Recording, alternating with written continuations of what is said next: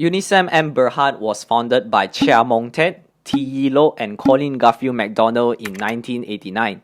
The company is in the outsourced semiconductor assembling and testing industry, or OSAT, offering integrated suite of packaging and test services such as wafer bumping, wafer probing, wafer grinding, as well as range of lead frame and substrate integrated circuits packaging, wafer level chip scale packaging, and radio frequency, analog, digital, and mixed signal test services.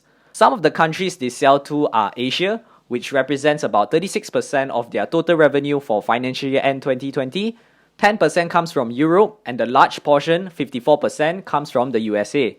For more information, you can visit their website at www.unisemgroup.com.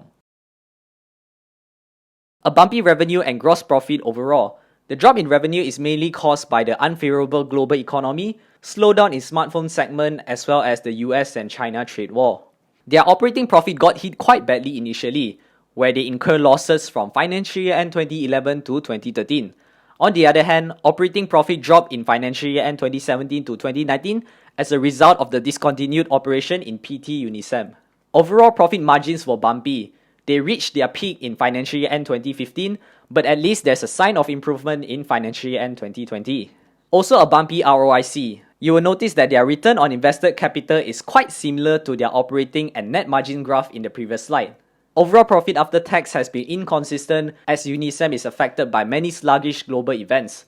Remuneration has also been pretty constant, so nothing much to comment about it. A turnaround from net debt to net cash, plus cash is growing. Operating cash flow has been positive in every year. The drop in operating cash flow in 2012 and 2017 to 2019 is due to their rising working capital as well as lesser sales. Unisem paid dividends every year, though the payout starts to decline since financial year end 2017. Not so bad free cash flow growth, with more times being in a positive than negatives. Dividend payout in financial year end 2011, 18 and 19 is possible because Unisem has ample of cash reserve. All in all, I rate their company 5 out of 8, which is about 62.5%. After analyzing their 10 years of financial data, here are my thoughts. Number 1. The company is in the mercy of US and China trade war as well as many unfavorable global economy that can result a slowdown in mobile devices consumption. It is justified from their fall in revenue, profit and cash flow during those times.